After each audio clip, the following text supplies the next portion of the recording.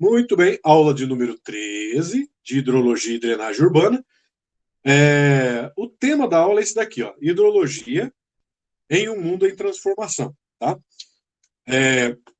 Eu diria assim, como eu disse para vocês agora há pouco, né, que talvez seja a aula mais relevante de hidrologia para o curso de engenharia civil, porque a gente vai ligar o que a gente estudou já de hidrologia, né, parte de escoamento, parte de precipitação e tudo isso daí, ligar isso daí com o desenvolvimento urbano, tá? Então, que é justamente a parte onde mais atua, né, o engenheiro civil, tá? Não ligue que eu tô meio com rinite, tá? Então, se eu tiver que dar uma interrompida de vez em quando para espirrar, para tudo mais, não ligue, tá? Muda o clima, pronto, já muda a rinite ataca. Enfim.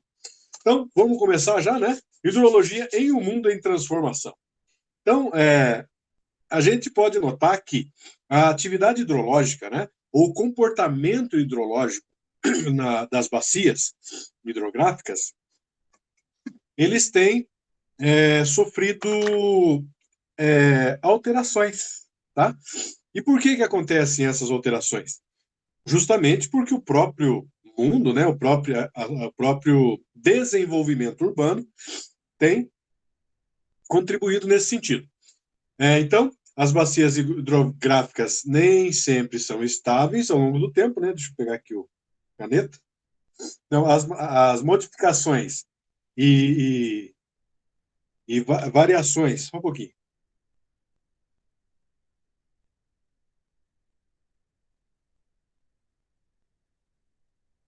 Vamos lá, eu acho que hoje eu consigo dar aula. E variações do clima.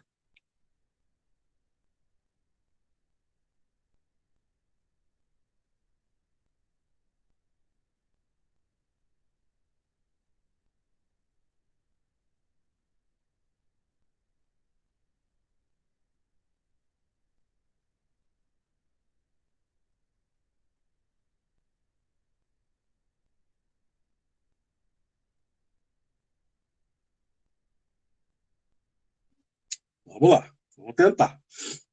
Então, essas variações, né, do clima e modificação da parte climática mesmo do mundo, né? E todas essas alterações é, de, de, do clima mesmo, né? Elas têm modificado, inclusive a própria ação humana, ela contribui, né, para a mudança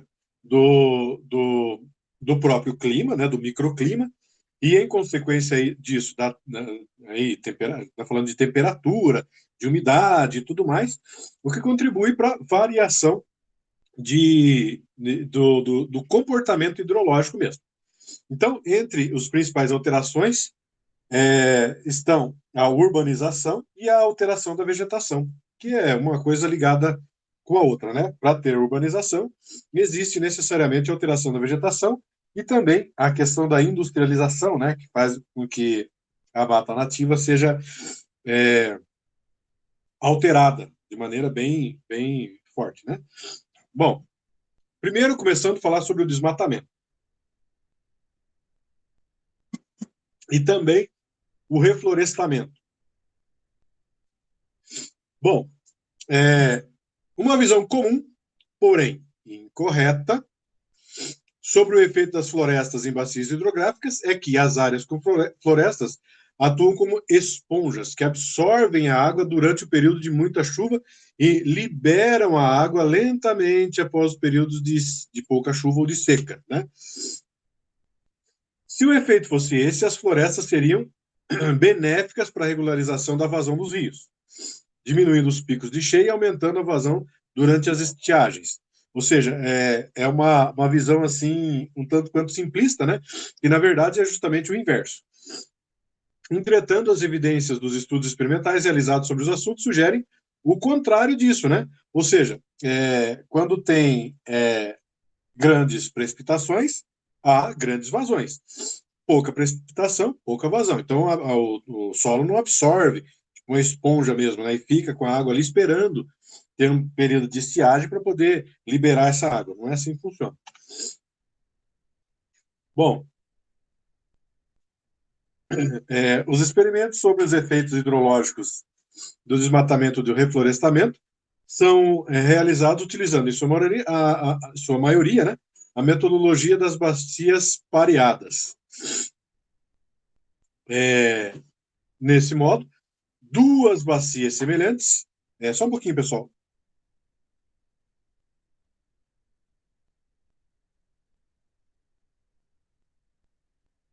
Localizadas na mesma região e com o mesmo tipo de vegetação, são monitoradas durante alguns anos. Então, para você conseguir ter dados, né, para a base de estudo hidrológico, estudo de hidrologia, de comportamento, né, das bacias hidrográficas, então existe ali a comparação entre bacias, né? A gente até já fez cálculo nesse sentido. Então, uma bacia que uma das bacias passa por um processo controlado de alteração da vegetação e as duas bacias continuam sendo monitoradas por alguns anos. Ou seja, uma que sofreu alteração de vegetação e outra que está com a mata nativa, né? Então, o efeito da vegetação sobre a vazão pode ser analisado comparando as vazões medidas nas duas bacias antes e depois da intervenção de uma das bacias. Ai, que vontade de espirrar. Já viram falar em óleo essencial? Vou pingar um aqui para ver se para essa espirradeira. Enquanto isso, vamos tocando o barco aqui, né? Então, deixa eu pegar aqui a caneta.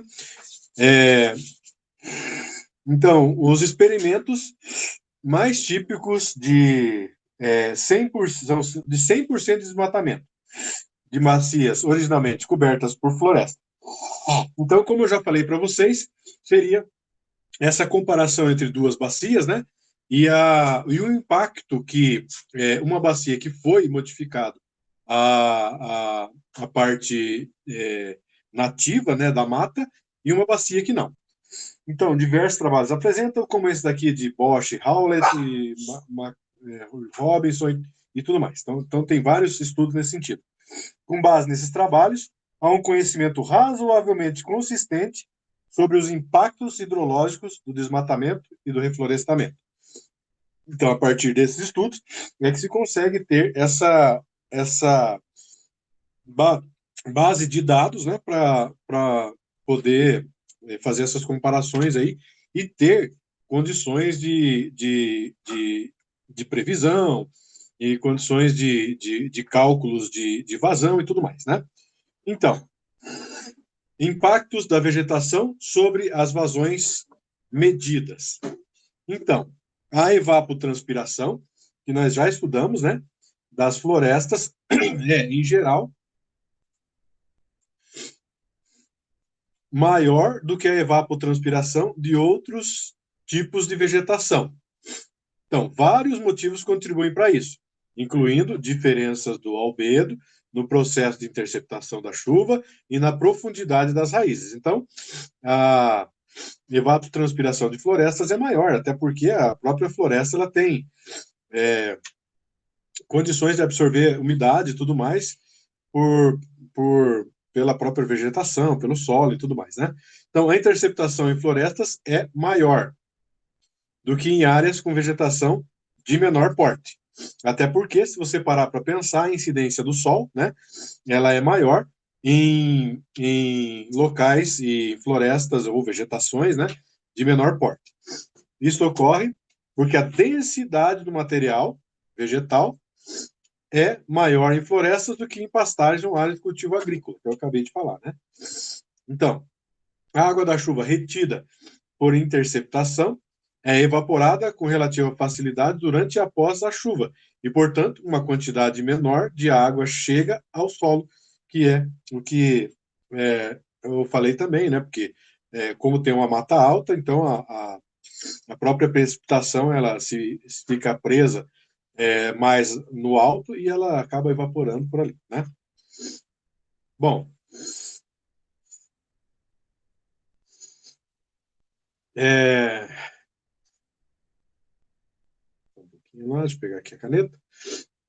O albedo, né, que é a luz solar que é absorvida, de florestas tende a ser mais baixo do que o albedo de áreas de vegetação mais baixa, como pastagens, cultivos agrícolas anuais. Com isso, uma quantidade maior de energia é absorvida e está disponível para evapotranspirações em áreas de floresta do que em áreas de vegetação de porte menor, que é o que eu acabei de falar, né? O resultado é que em floresta de evapotranspiração tende a ser maior se o solo apresentar boas condições de umidade. Em consequência, a vazão média tende a ser menor em uma bacia com florestas, com floresta, né, do que uma bacia com pastagens ou agricultura, por exemplo. Né? Então, acho que está tranquilo. Né?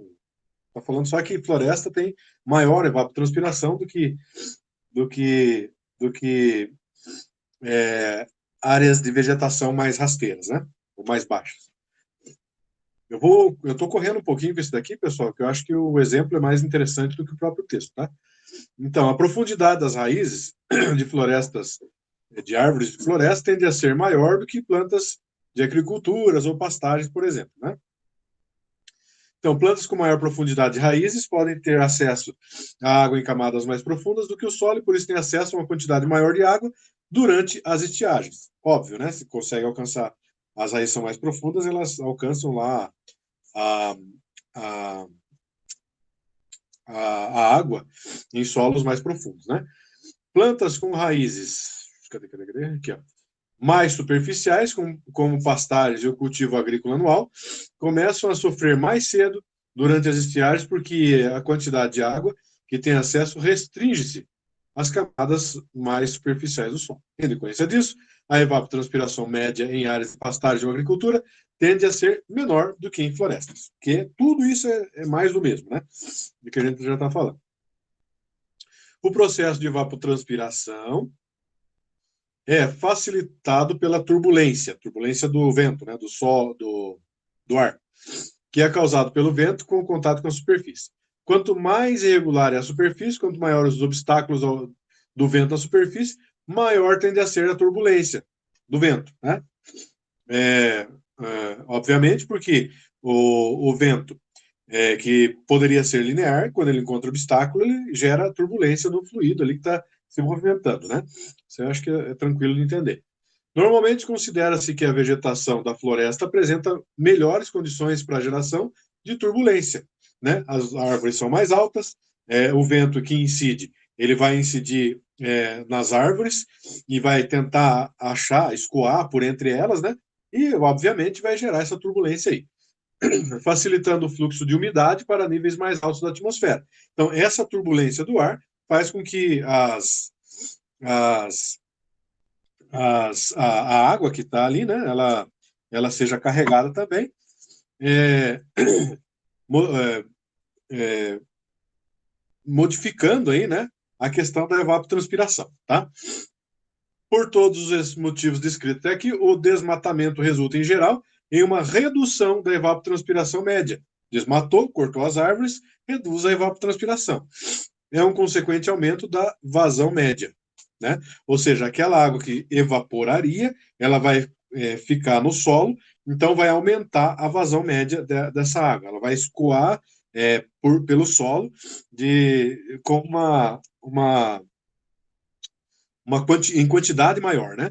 Então, o reflorestamento, por outro lado, tem como consequência o aumento da evapotranspiração média e uma redução da vazão média. Então, o reflorestamento é o contrário disso que a gente acabou de falar.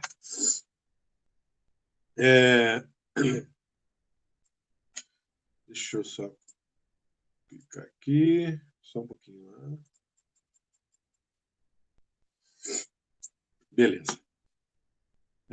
Então, embora as condições sobre o efeito de desmatamento e reflorestamento sobre as vazões dos rios sejam consistentes em termos qualitativos, há uma grande dispersão dos resultados em termos quantitativos. Mesmo assim, com base nos resultados de experimentos por bacias pareadas, né? Bacias pareadas é aquele que a gente viu agora há pouco, né? Comparação entre bacias, surgiram a alteração de bacias, sugeriram que a alteração da vazão média de uma bacia sujeita ao desmatamento poderia ser prevista com base nessa equação aqui, ó. Tá? X é a porcentagem da área da bacia que passou pelo desmatamento, né?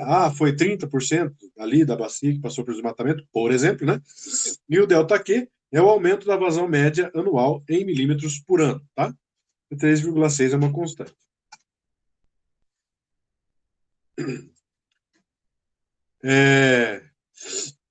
Tomando por base essa equação, considerando uma bacia inteiramente coberta por floresta, um desmatamento de 40% de sua área de drenagem terá como consequência o incremento do escoamento de aproximadamente 130 milímetros por ano. Tá? Colocando aqui sim de maneira bem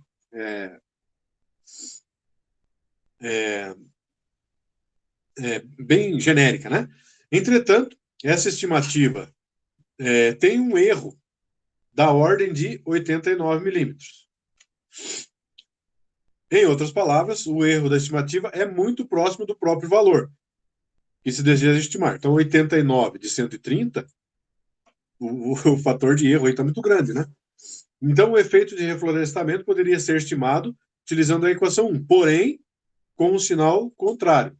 Nesse caso, o reflorestamento de 100% da área de uma bacia coberta por pastagens resultaria de uma redução de 320 milímetros por ano de vazão. Entretanto, devido ao erro de estimativa, essa redução poderia estar na faixa de 240 a 410 milímetros por ano aproximadamente. Então, esse 89 milímetros para mais e para menos, né? Mas quando se fala aí em 326 milímetros, pelo menos com 100% de reflorestamento de uma área, né? Então, pelo menos tem um valor um pouco mais aceitável, né?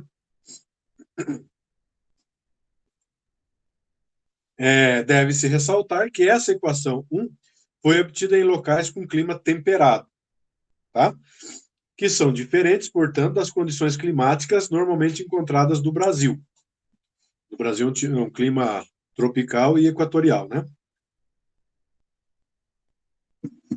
Além disso, os estudos experimentais foram realizados preferencialmente em bacias pequenas, da ordem de 1 quilômetro quadrado. Bacia bem pequena, né? Ou até menor. Em bacias grandes, o efeito do desmatamento e do reflorestamento pode ser mais difícil de identificar. Então, quanto maior a bacia, maior as variantes que tem, né? Mais difícil de você quantificar aí. Uma das maiores preocupações com o impacto hidrológico da mudança da vegetação é a questão da possível amplificação da magnitude das cheias em função do próprio desmatamento. Quase todos os experimentos em bacias pareadas ali, né, mostram que o desmatamento resultou em um aumento das vazões máximas, né? Então, pelo motivo que a gente já comentou ali atrás, né? Se você tem desmatamento, você tem aumento da vazão, porque você diminui a evapotranspiração, né? Por outro lado, em bacias reflorestadas, não houve redução significativa das vazões máximas. Por quê? Porque mesmo retirando a mata nativa, foi colocado uma vegetação nova no lugar. Então, tudo aquilo que a gente já falou lá, da incidência do vento, turbulência do vento, do fato da água não chegar toda ela até o solo, né, e tudo mais, e um aumento da evapotranspiração. Então, as vazões não teve diferença significativa de vazão, né, de vazão máxima. Entretanto, o efeito da vegetação sobre as cheias parece ser limitado a pequenas bacias. Os estudos experimentais mostram que o efeito de desmatamento ou reflorestamento sobre a magnitude das vazões máximas é menor no caso das cheias em tempo de retorno mais alto. Tempo de retorno daquela precipitação, né? Daquele volume, daquela intensidade de precipitação, né? Isso significa que o desmatamento pode intensificar as pequenas cheias com tempo de retorno de 5 até 20 anos. Mas, em geral, não aumenta muito em eventos mais extremos, com tempos de retorno na ordem de 50 anos. Tá? Então, o efeito da presença das florestas sobre as vazões mínimas está razoavelmente bem definido. E os experimentos que mostram, em geral, reflorestamento, que o reflorestamento, né, diminui as vazões mínimas e o desmatamento aumenta as vazões mínimas, que é aquilo que nós já comentamos, estamos falando mais do mesmo. Esse efeito é mais importante em regiões de clima seco, em locais em que a vegetação de maior porte pode ter acesso à água do lençol freático também, né? Por outro lado, quando a área desmatada é extremamente mal manejada, né, pode ocorrer compactação excessiva do solo. Tá? Quando essa área que foi desmatada e vai ser reflorestada, ou simplesmente só foi desmatada, pode ter compactação do solo, consequentemente vai variar aí a questão de vazão. Né? Nesse caso, a infiltração e a percolação são reduzidas e potencialmente poderia ocorrer uma redução das vazões mínimas. Né? E também, pessoal, o que pode acontecer aí? Pode acontecer, por exemplo, na urbanização, né, essa compactação do solo, ela não só acontece, né, quando há o desmatamento de áreas e a consequente urbanização de locais, né, como também a impermeabilização do solo. Parece que ele caiu aqui, né? Bom, eu vou falando enquanto isso, tá? A impermeabilização do solo a partir do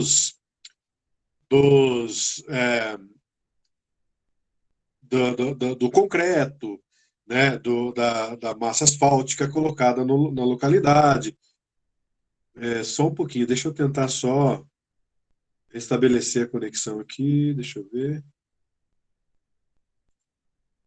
Só um pouquinho lá, ele parou aqui, mas eu acho que ele está gravando ainda, né? Deixa eu voltar aqui, só um minutinho.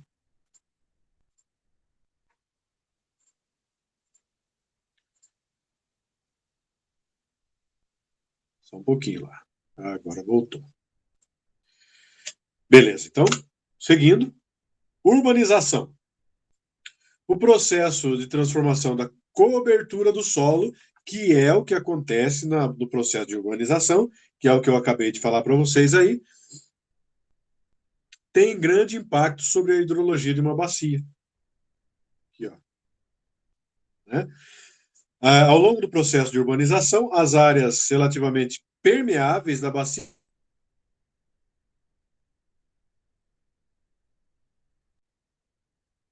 como asfalto e outras coberturas aí, né? Telhado e tudo mais, tá? Deixa eu ver. Não, acho que foi. Em consequência dessa alteração, uma parcela maior da água da chuva deixa de infiltrar o solo e fica armazenada ou escoa na superfície, tá? Em consequência disso, uma chuva que atinge uma bacia urbana normalmente resulta em maior volume de escoamento. Difícil aqui, hein? Do que se atingisse uma área rural. Só um pouquinho lá. Que ele perdeu a conexão aqui, né? Bom, eu vou falando com vocês aqui, tá? Enquanto isso. Continuando a falar sobre o processo de urbanização,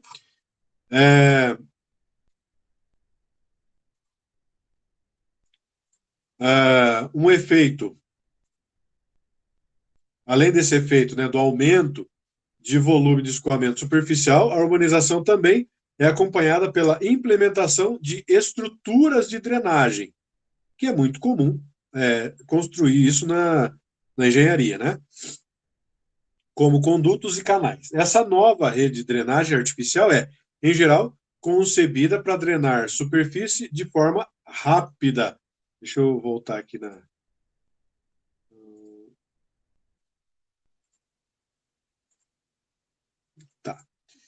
Bom, em consequência disso, o escoamento em uma bacia urbana também tende a ocorrer de forma mais rápida do que na área rural.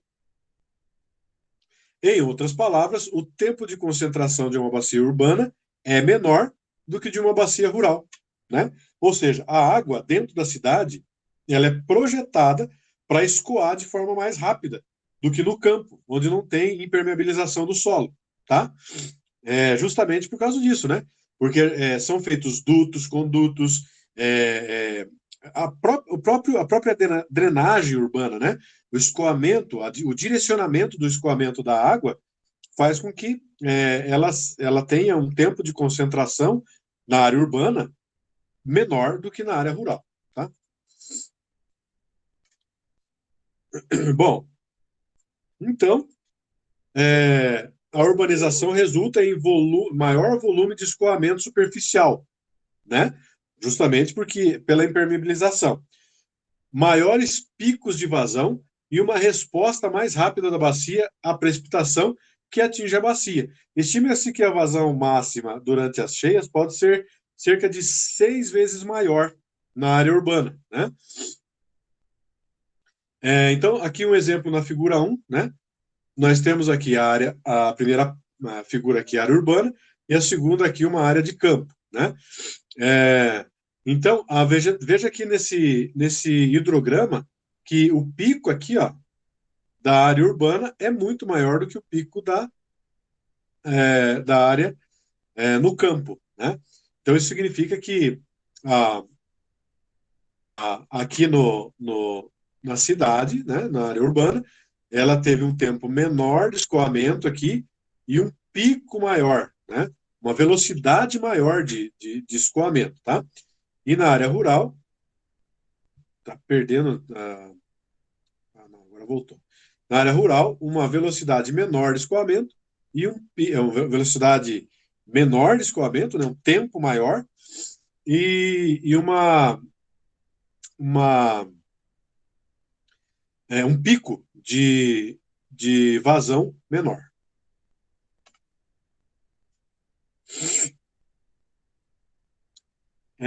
Bom, eu vou continuando aqui, tá, pessoal? Eu vou fazendo o possível aqui, tá?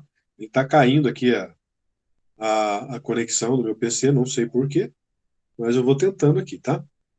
Bom, o efeito da urbanização sobre o tempo de concentração da bacia pode ser estimado analisando a redução do comportamento do curso d'água principal da bacia, em função de outras retificações.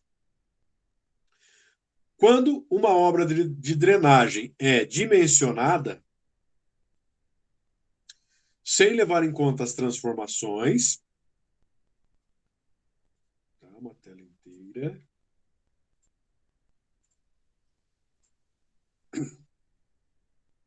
que podem ocorrer na bacia, ela pode apresentar problemas. Então, em outras palavras, se você está dimensionando o escoamento dentro de uma área, de uma bacia ou de uma área urbana, né, e você comete equívocos, né, comete erros, isso pode ocasionar grandes problemas num curto espaço de tempo. Na nossa cidade aqui, por exemplo, né, tinha a, como que fala? Alagamentos, né? Muito constantes em alguns pontos aí da cidade, né? Só foi resolvido com o redimensionamento do escoamento da precipitação. Enquanto não foi feito isso, não se resolveu o, o problema de alagamento, né? Então, isso ocorre e ocorreu em diversas cidades brasileiras na segunda metade do século XX, que foi um período marcado por intenso processo de urbanização, inclusive a nossa cidade faz parte desse processo aí, né? O dimensionamento feito para o escoamento nessa época, ele não foi suficiente e tinham pontos de alagamento aqui na cidade, né? Bom,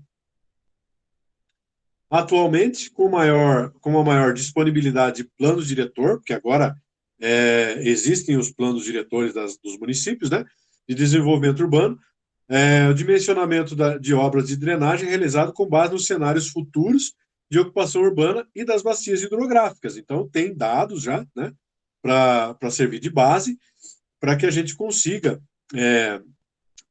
para que a gente consiga resolver essa questão aí, né? Com base nesses cenários, podem ser previstas medidas de controle de escoamento pluvial, né? E podem ser dimensionadas estruturas adequadas para esses municípios, como o nosso, tá? Então, vamos para um exemplo aqui, tá? Prestem bastante atenção nesse exemplo aqui, porque tem a ver com esse processo de urbanização, tá? Então, obtenha o hidrograma de projeto pela metodologia do HUT-SCS, que é a metodologia que a gente vai ter aqui, tá? Que a gente vai usar. Com base na precipitação total da tabela 1, que a gente já vai ver, para uma bacia hidrográfica com área de 8 quilômetros quadrados. Tá? Uma bacia pequena, né? O curso d'água tem 6,5 quilômetros de comprimento, com uma diferença de altitude de 56 metros. Diferença entre o ponto mais alto e o ponto mais baixo, né? Ao longo do curso de água principal. Então, a bacia está em uma região próxima a Brasília, tá?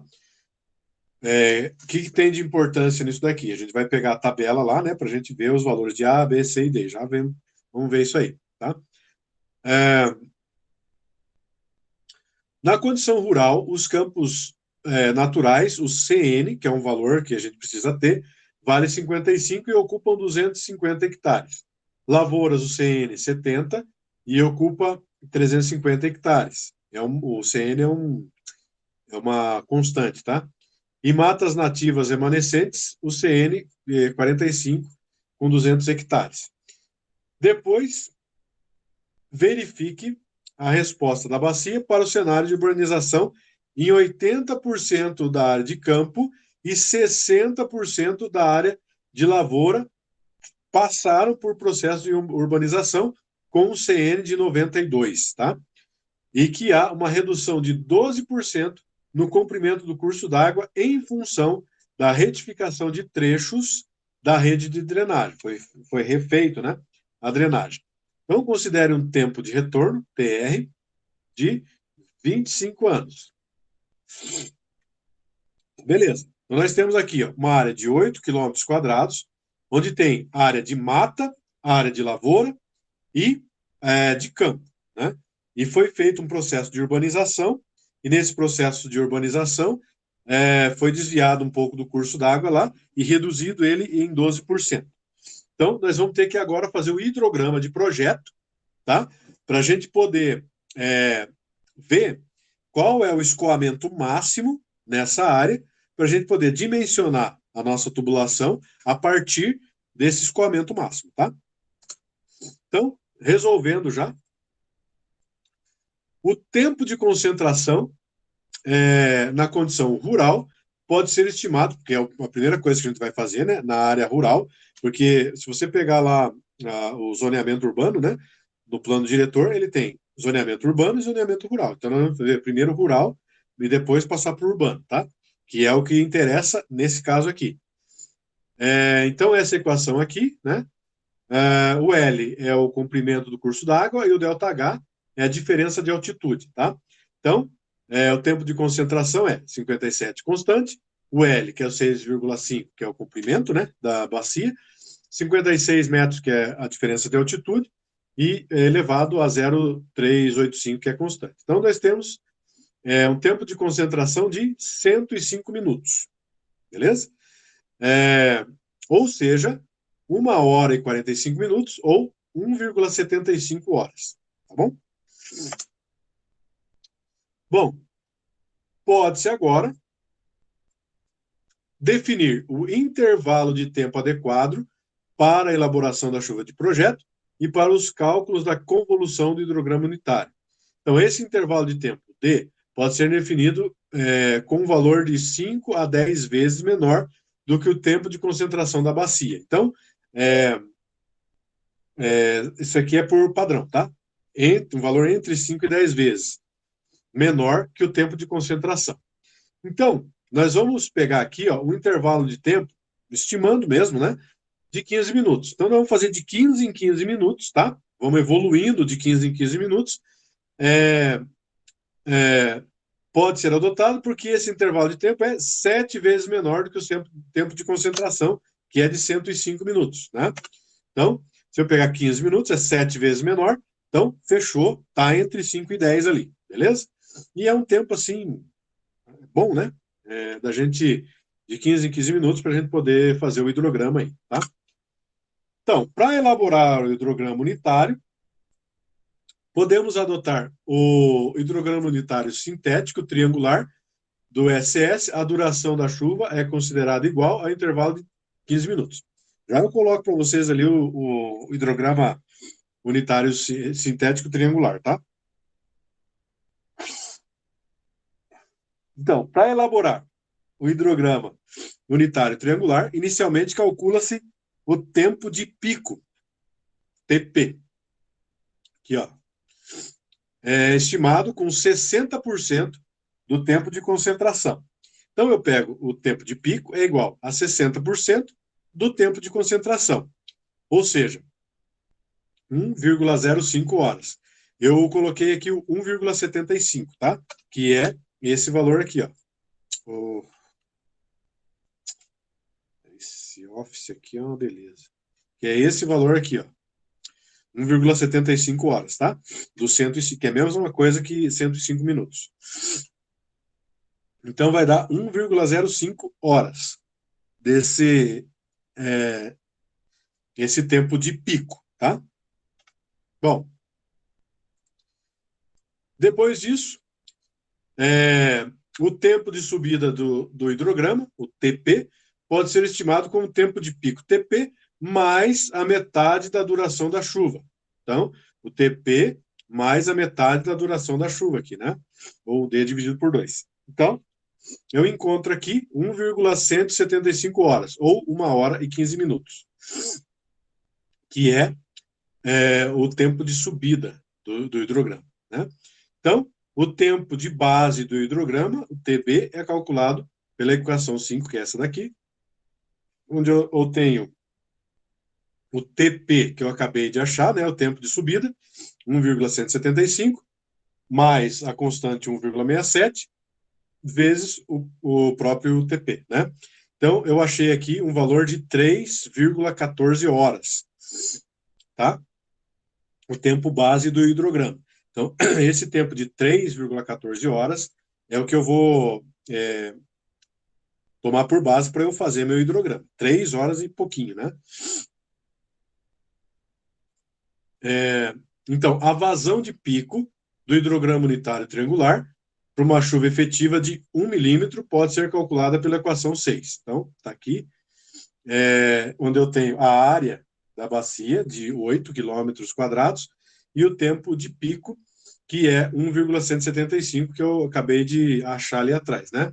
Então, a minha vazão de pico é de 1,42 metros cúbicos por segundo, tá? Vazão de pico. Então, a figura 2 apresenta o diagrama unitário triangular, obtido na condição rural, tá? Esse hidrograma unitário também pode ser definido como uma tabela de valores de vazão para cada intervalo de tempo, que é a tabela 1. Então, a tabela 1 está aqui, tá? E já foi feito isso daqui com base no hidrograma unitário triangular, porém, já foi dado pelo exercício aqui, né? Tá?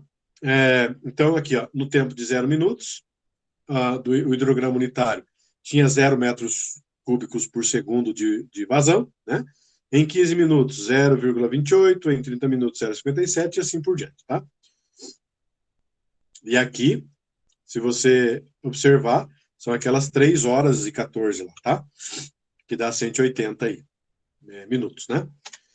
Então, aqui está o hidrograma unitário triangular, onde a gente tem aqui, ó, a subida, né, de vazão entre 0 até 1,4 metros cúbicos por segundo, e depois ela volta, né, aqui em um pouquinho mais de 3 horas, né? 3 horas e 14 minutos, onde ela volta a zero a vazão, tá?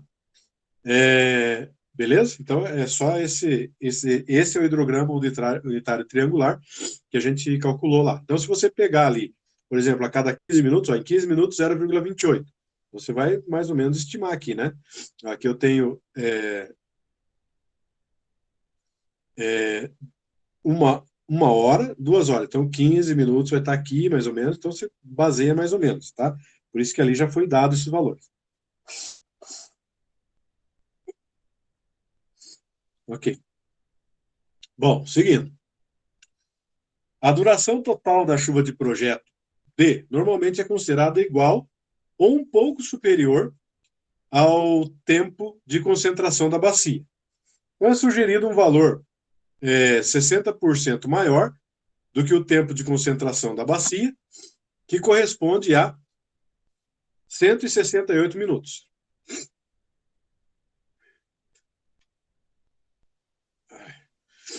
Ou seja, 105 vezes 1,6, que é 60%, né? Então, dá 168 minutos, que é esse cálculo que foi feito ali em cima. Então, esse valor pode ser arredondado para, ao invés de 168, eu arredondar para 165, né? Porque daí vai dar 2 horas e 45 minutos. Fica melhor dividir entre os 15, de 15 em 15 minutos, como a gente propôs ali atrás. Então, corresponde a 11 vezes o valor de tempo de 15 minutos, tá? Então, 11 vezes 15, 415 minutos, tá? Ou 2 horas e 45 minutos. Bom, então, no início do exercício lá, disse que a bacia ela está na região de Brasília, né? Próximo a Brasília, essa minha bacia, né? Ou seja, eu tenho que pegar lá o parâmetro de curva de curva IDF, né, de chuvas, e vou achar Brasília. Eu recortei aqui essa tabela, né? E aqui tem Belo Horizonte, Cuiabá e no meio está Brasília. Aqui tem todas as capitais, né? Nós já vimos esse parâmetro de curva IDF. Então eu tenho os valores aqui, ó, de A, de B, de C e de D, para jogar na equação para calcular a intensidade da chuva, tá? A intensidade da precipitação. É só substituir os valores na equação, né? O valor de A, 1574,4, vezes o tempo de retorno, que é de 25 anos, né? Que o exercício deu no começo, elevado a B, que é 0,207, dividido pelo tempo de concentração, né? Que é de 165 minutos, mais o C, que é 8 aqui, elevado a D. Então, eu achei uma intensidade de chuva de 32,22 milímetros. Tá? Bom, avançando na nossa, no nosso exercício, vocês viram que ele é bem trabalhoso, não é difícil, mas é trabalhoso só, né? Esse valor corresponde à intensidade média de chuva durante os 165 minutos, tá? Que foi a duração da chuva. Então, a chuva acumulada total ao longo do evento pode ser obtida pelo produto entre a intensidade da chuva e a duração, tá? Então, a intensidade e a duração da chuva dividido por 60. Ou seja, a precipitação total, ela foi de 88,6 milímetros, tá? Essa foi a precipitação total. Então, entretanto, a intensidade da chuva de projeto não é considerada constante ao longo de toda a duração da chuva. Essa intensidade não é constante, né, na chuva inteira. Tá? Essa intensidade é uma intensidade máxima, né?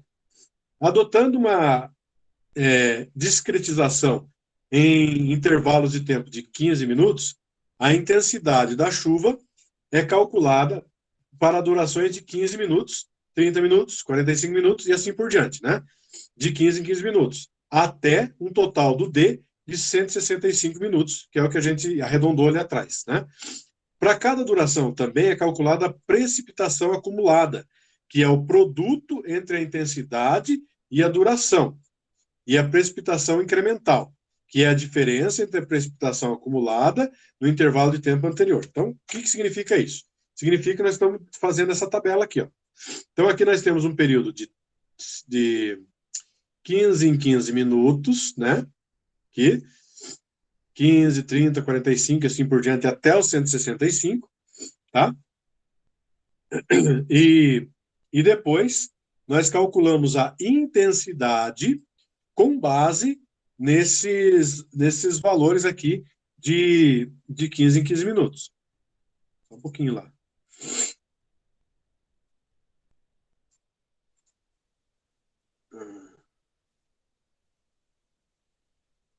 Só um pouquinho. Bom, então, ok, voltando aqui. Então, agora eu tenho a intensidade, né? Essa intensidade aqui, eu calculo ela a partir dos intervalos de tempo que eu propus aqui atrás, tá? De 15 em 15 minutos, né? Então, eu utilizo aquela equação da... Eu utilizo a equação da,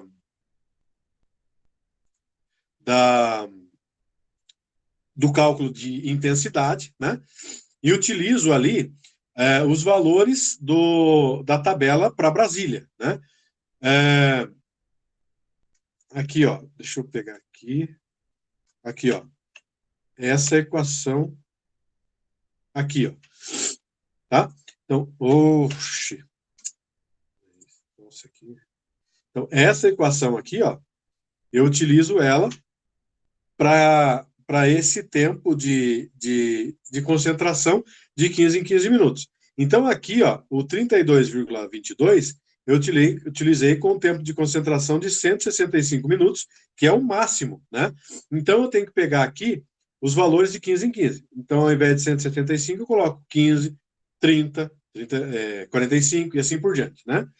Para eu encontrar esses valores aqui, ó. 191, 123, 191 e assim por diante, tá? Bom, muito bem. Depois, eu tenho que achar a precipitação acumulada. Para eu achar a precipitação acumulada, eu vou ter que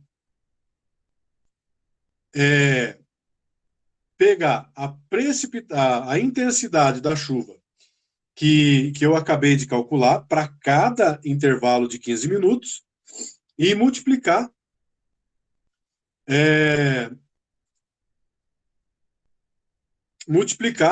pelo tempo em hora, tá? Então, 15 minutos são quantas horas? 0,25, né? Hora. Então, 191 vezes o 15 minutos em hora. Então, é só dividir o 15 por 60, o 30 por 60, o 45 por 60, que você tem o tempo em hora, né? Então, eu tenho esses valores acumulados aqui, ó. 47, 61, 68, 73 e assim por diante, tá? Muito bem. E a precipitação incremental aqui, ó, que é essa última. Eu tenho que pegar este valor aqui, tomar ele como base, tá? E diminuir o valor desta precipitação acumulada por esta. Então, 61,5 menos 47,9 é 3,6. 68,8 menos 61,5 é 7,2. E assim por diante, tá? Vou fazendo a diminuição e vou colocando os valores aqui até chegar ao último aqui, que é 88,6 menos 87,3, que é 1,3. Pronto. Terminei minha primeira tabela. Tá? Tá. Muito bem. Só que agora, eu preciso fazer o seguinte. Eu preciso... Deixa eu pegar aqui a caneta. Eu preciso utilizar o método dos blocos alternados para eu poder reorganizar a minha precipitação, rearranjar. Lembra que a gente colocava lá o valor maior no meio da precipitação? Onde é que é mais ou menos o meio aqui? Ó? 90. Então, o maior valor que eu achei ali é 47,9. Esse aqui, ó. Cadê? Aqui, ó. 47,9. Deixa eu só pegar a caneta. Então, esse aqui é o maior valor. Então, ele vai no meio.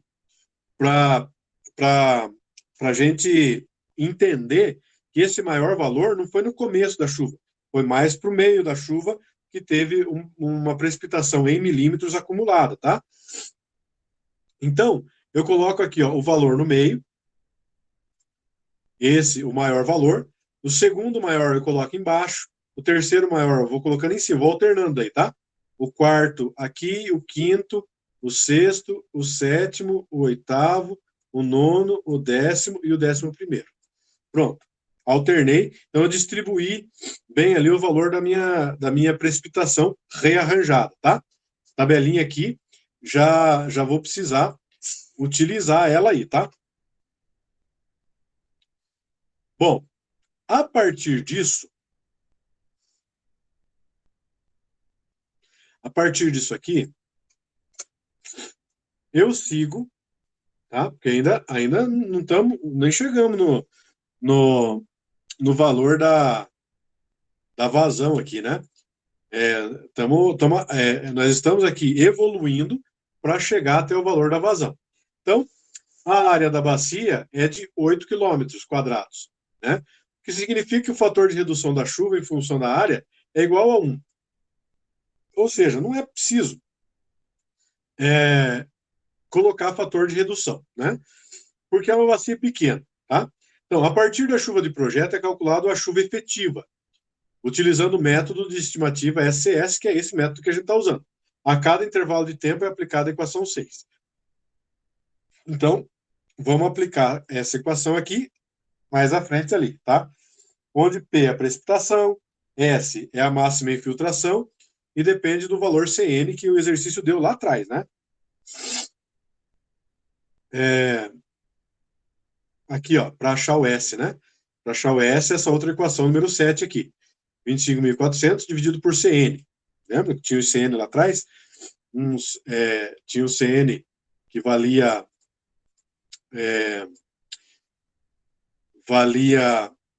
45, outro valia 70, um valia 155 e tudo mais, né?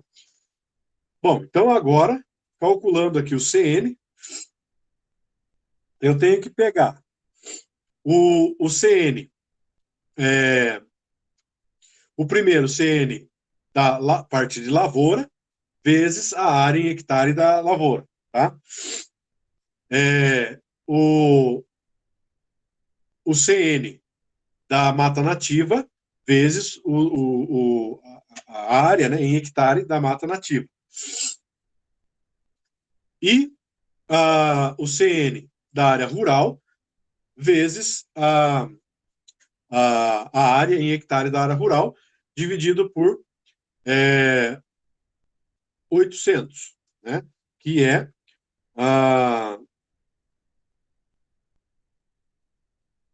o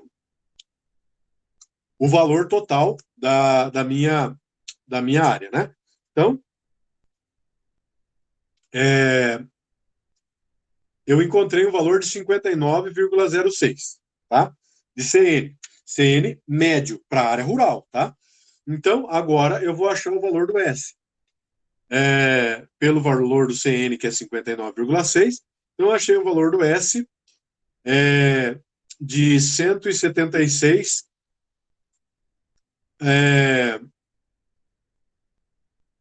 176,05 milímetros. O que é o S? É a infiltração, a máxima infiltração, né, acumulada ali, tá? Da água, né? Certo? Então, 176 milímetros de água que infiltrou no solo dessa área ali.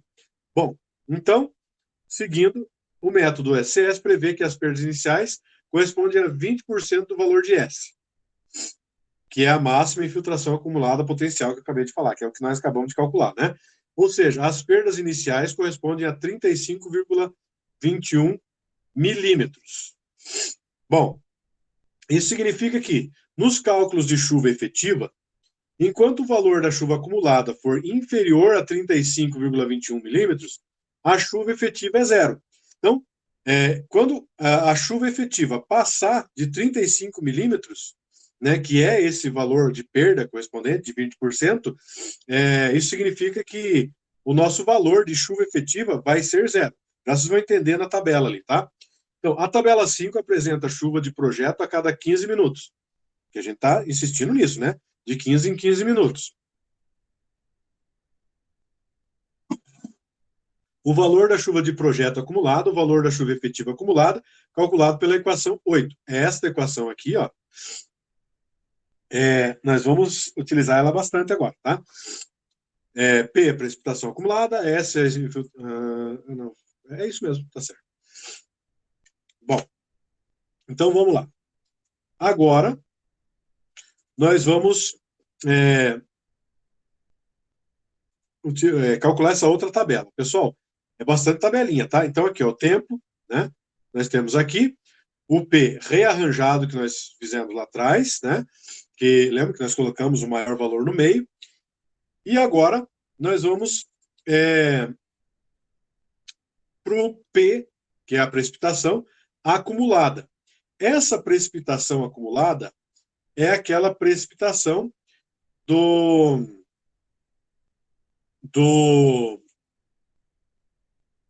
hidrograma da bacia, né? Então, ou melhor, essa acumulada é a soma, né? De um para o outro, que é acumulado, é a precipitação acumulada. Então, começa pelo 13, 13 mais 17 dá 30, 23 mais 17, 53, e assim por diante, tá? É isso mesmo. Então,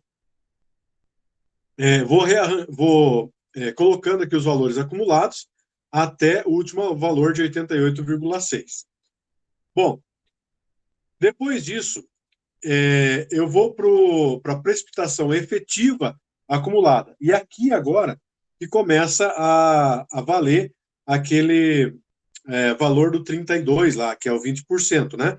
Porque a precipitação efetiva acumulada, enquanto eu tiver valores menores do que 32 ou que o 20% do valor da precipitação, da intensidade de chuva, então a minha precipitação efetiva acumulada é zero. Então ela vai como zero até aqui, ó, até o 16.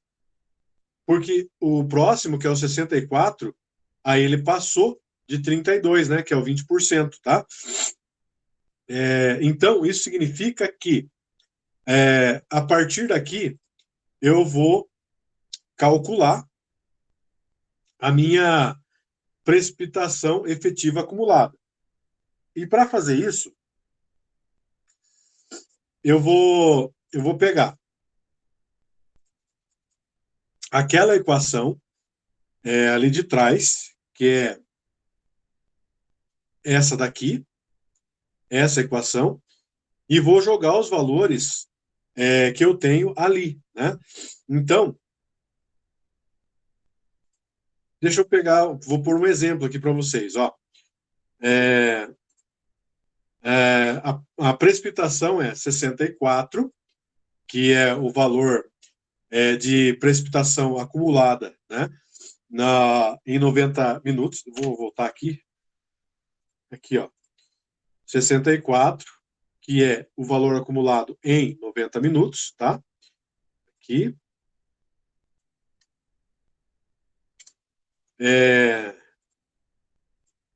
Menos 0,2 vezes o meu S, que é a máxima infiltração, que nós calculamos lá de 176,05, né? Calculamos ali atrás, elevado ao quadrado, dividido por 64, que é a precipitação acumulada, né?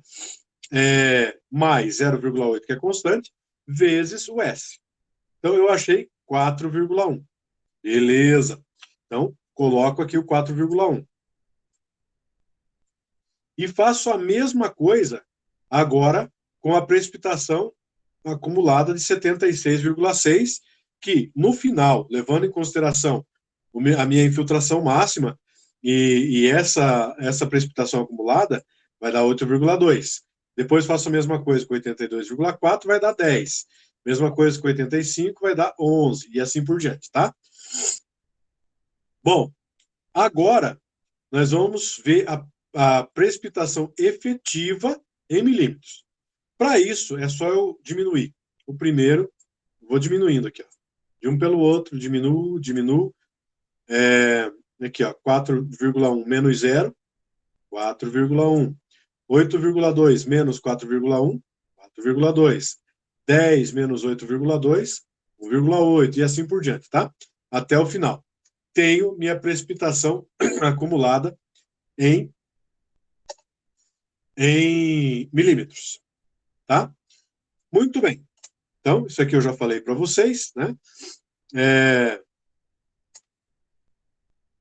Finalmente, com o hidrograma unitário da bacia, na tabela, aquela tabela 1, que tinha o hidrograma unitário, com a chuva efetiva incremental para cada intervalo de tempo. Última coluna da tabela 5, que é essa tabela que nós acabamos de fazer, é realizada a convolução dos hidrogramas para o cenário rural, conforme a tabela 6. Tá? Para isso, é multiplicado o valor em metros cúbicos por segundo do hidrograma unitário por o tempo da precipitação da tabela 1 pela precipitação efetiva na tabela 5. Ou seja, nós montamos essa tabela aqui. Ó. E esse aqui é o hidrograma daí, tá? Para a área rural, esse aqui, né? Então, deixa eu só ir explicando aqui para vocês. Cadê a caneta? Aqui. Bom, então, a primeira coisa, eu pego lá o hidrograma unitário, tá? Que vai até aqui, ó, os valores, né? Do hidrograma unitário. Vai até 3 horas, lembra aquele que é de 3 horas e 14 minutos? Esse, eu vou voltar lá, tá? Esse aqui, ó.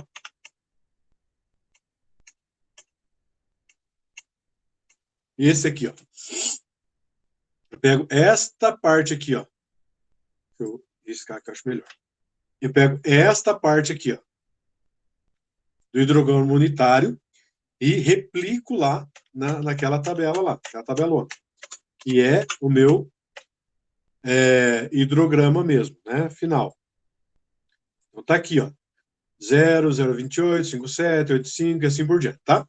Completo tudo lá até 5 horas e 45, tudo com zero. Se não tem mais nada, é zero, né? Beleza, ali só para vocês vão entender que na frente ali ele vai descendo, né? Então, significa que até os valores de 20%, né, de chuva é zero. Então eu tenho aqui, ó, 0, 0, 0, 0, 0, opa, 4,1, que foi aquele primeiro valor aqui que nós achamos, né? Aqui, ó. Deixa eu ver se eu consigo com essa marca texto aqui. Aqui, ó, 4,1 aqui, ó. Tá? Então, esse 4,1 primeiro valor. Ó, os zeros estão aqui, ó. 0, 0, 0, 0, 0. Então, são 1, 2, 3, 4, 5 zeros. Daí 4,1, 8,2, 10 e assim por diante. Então, são esses valores aqui, ó. Aqui, ó. Os zeros, né? 0, 0, 0, 0, 0. Daí 4,1, 4,2, 1,7, 1,1, né? 0,8 e assim por diante, tá? Que são os valores, e o 0,6, né? Tá, beleza. Agora, o que eu vou fazer? Eu vou pegar esse valor que está aqui, ó. Vou pegar a caneta. Esses valores que estão aqui em cima, que é o 0 e o 4,1, por exemplo, o 0 vai dar 0, né? Eu multiplicar 0 por qualquer coisa dá 0. Mas eu vou multiplicar este valor, por exemplo, 4,1, tá? Eu vou multiplicar o 4,1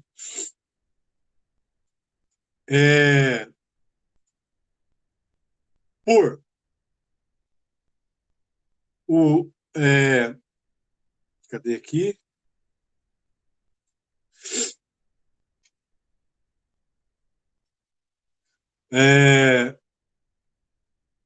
pelo primeiro valor do meu hidrograma unitário.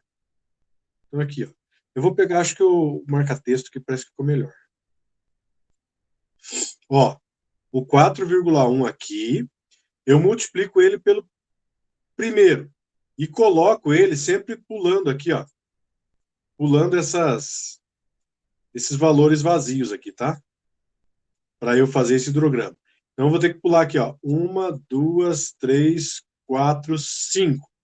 5 linhas dessa minha tabela que correspondem aos 5 primeiros zeros que eu tenho aqui atrás, né? Então, eu multiplico 4,1 por 0, vai dar 0. Depois, eu multiplico 4,1 vezes 0,28, e ele vai dar 1,1. Daí eu multiplico o 4,1 vezes 0,57, ele vai dar 2,3. 4,1 vezes 0,85, 3,4. E assim por diante, até completar aqui, ó.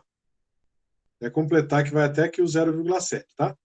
Beleza, completei essa parte. Agora eu vou para o 4,2.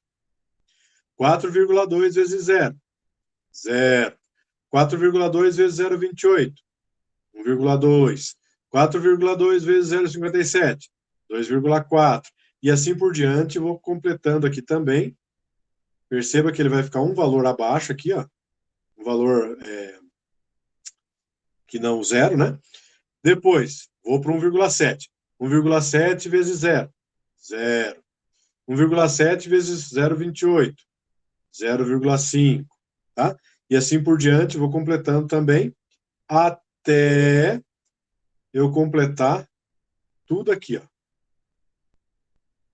Beleza, completei. Beleza, multipliquei tudo, multipliquei. Beleza, cheguei até o final, multipliquei tudo. Ok, agora eu vou fazer vou continuar. Agora eu vou fazer o seguinte. Nessa coluna aqui, ó, do hidrograma final, em metros cúbicos por segundo, eu vou somar todos os valores de cada linha aqui, ó. Então eu pego a primeira linha, 0 mais 0 é 0, né? Então, ele vai ficar 0 até aqui, ó. Até aqui ele vai ficar 0. Porém, aqui eu já tenho, ó, um valor, 1,1 mais 0.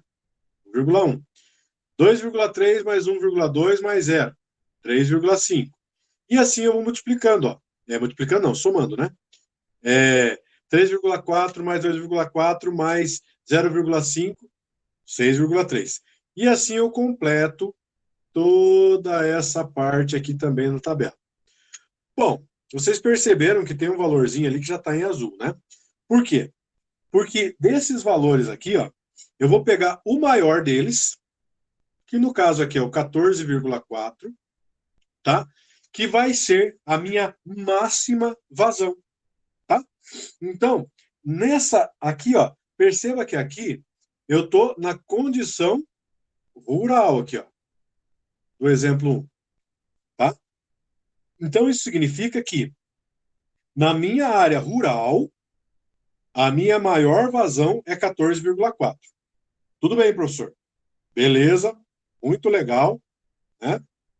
Você viu aí para nós a, a, a vazão da área rural, mas nós vamos fazer a nossa intenção é ver a vazão da área urbana. Beleza, é bem isso mesmo. Então, opa. Então vamos para a área urbana, tá? Para fazer da área urbana, nós vamos fazer a mesma coisa.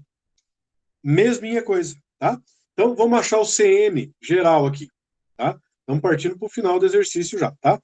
O CN, eu coloquei aqui, pessoal, não vou me ater muito, né? Para não ficar... A aula já está bem longa, né? Eu já esperava que a aula ia ser bem longa hoje, tá? Devido a muita coisa que tem passinho, né? Para fazer esse hidrograma unitário aqui. Mas... alguns detalhamentos eu vou dando conforme eu vejo a necessidade, tá? Então aqui, por exemplo, ó, lá falou, no começo do exercício, falou que foi feito 60% da urbanização na parte de lavoura e 80% na área de campo, né? Ou seja, eu preciso achar 40% da urbanização das lavouras, então eu multiplico 0,4 vezes 350 vezes 70, que é o CN, e a área da parte de lavoura. Eu vejo das matas nativas, que é 200 vezes 45, que não foi colocado urbanização nenhuma nesse local, e 20% da urbanização do campo, né? Então tá aqui, ó, 20% de 250 vezes 55, que é o CN. Tudo isso dividido por 800, tá? E a urbanização agora, né, tudo é uma somatória aqui, né, de 60% da lavoura. Então, 60% vezes 350 vezes o 0,8, que é 80, mais, né, 0,8, que é 80% da urbanização no campo, vezes a área de 250, vezes o CN que o exercício deu da urbanização, né? Ou seja, agora eu tenho um CN geral aí de 74,9, um pouquinho diferente, né? Bom, a urbanização também provocou uma redução de 12% no comprimento total do curso de água. O exercício falou isso lá atrás, né? Então, o novo comprimento é 5,72.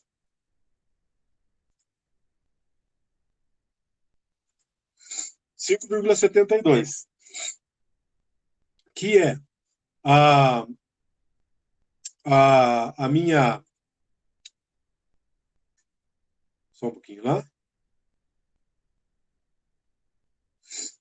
Que era a minha área de 6,5, né? Menos a minha área não, meu comprimento de 6,5, né? Da minha bacia, do curso principal, e foi reduzido em 12% pela urbanização, é só diminuir. 6,5 menos 12%, 5,72, né? Então, o tempo de concentração, agora eu vou pegar a caneta de novo, que está ficando meio amarelo demais aqui, né? Então, o tempo de concentração, calculo de novo, aqui, baseado no que a gente já tem de valores, né? Do comprimento total novo aqui, do delta H, que é a diferença de altura, né? Então, eu tenho 90 minutos. Tá? Deixa eu só desligar aqui o ar-condicionado, que tá fazendo espirrar de novo. 90 minutos, tá? Ok. Então, eu tenho esse tempo de concentração. Então, não vou ficar... Opa! Não vou ficar parando muito agora, tá? Porque a explicação é a mesma de lá de trás. Então, eu acho, de novo, o tempo de concentração é 1,5 horas e tudo mais, né? Que eu vou usar agora no meu tempo de pico, de 60%, né? Então, eu tenho 0,9 horas. Depois, eu uso isso daí no meu tempo de subida do hidrograma, TP, de 1,025 horas, e assim eu vou calculando igual eu calculei lá atrás.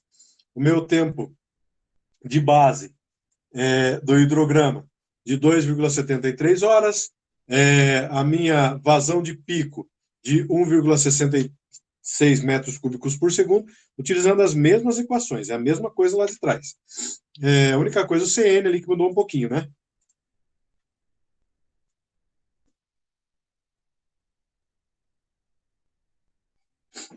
Bom, então, agora eu vou fazer um novo hidrograma unitário.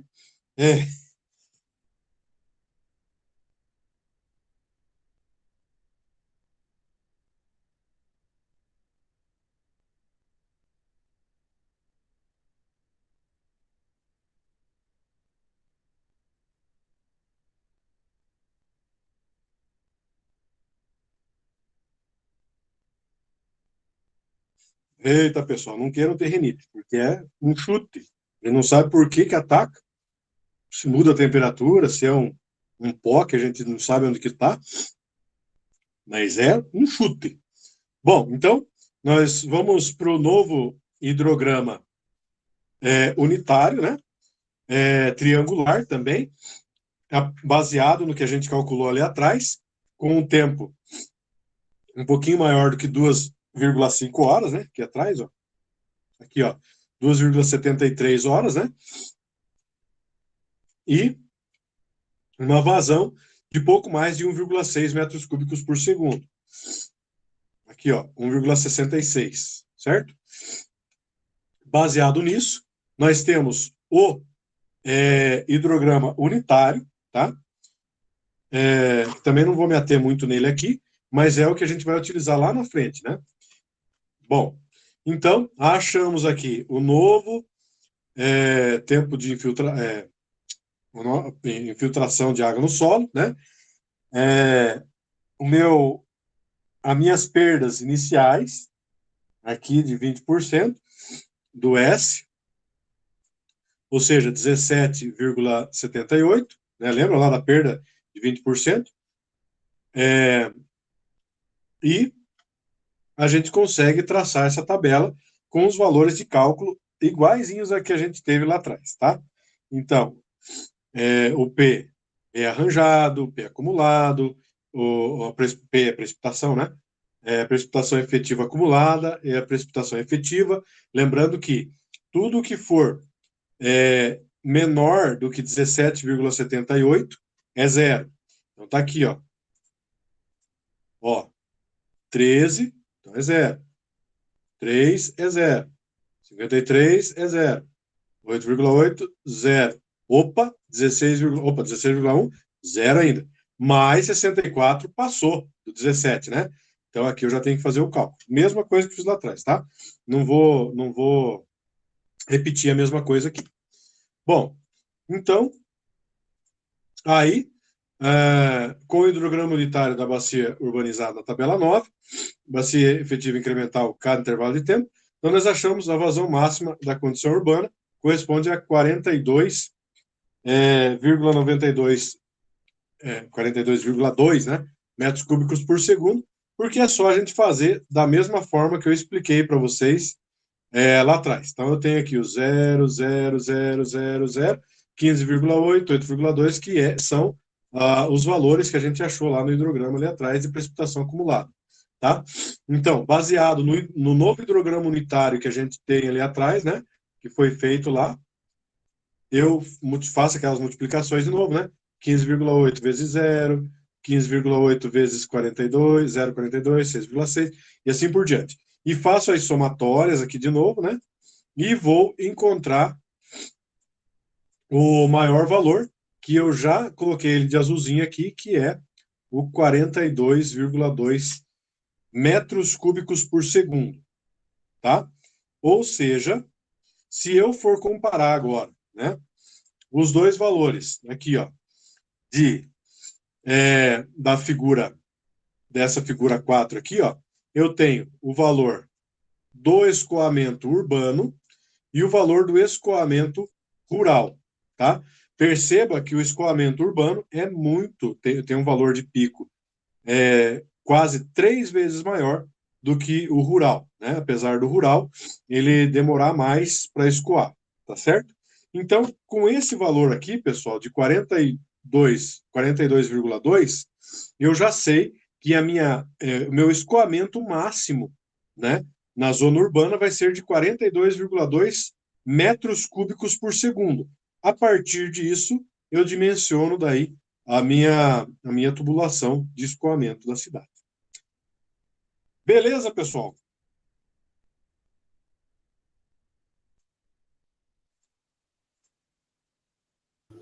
Tranquilo, professor. A banheira necessária